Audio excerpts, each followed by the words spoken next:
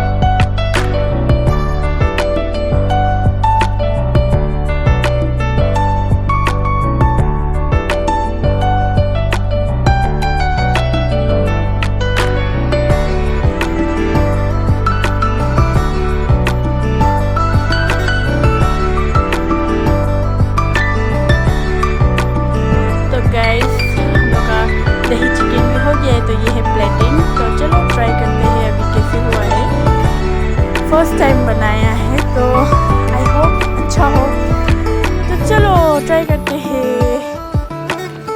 तो guys first time के हिसाब में तो बहुत ही अच्छा था, आई लव इट। हम खुद का तारीफ कर रहे हैं जैसे, बट गाइस सच में बहुत अच्छा था। आप लोग भी ट्राई करिए घर में। Thank you for watching guys, bye bye, love you.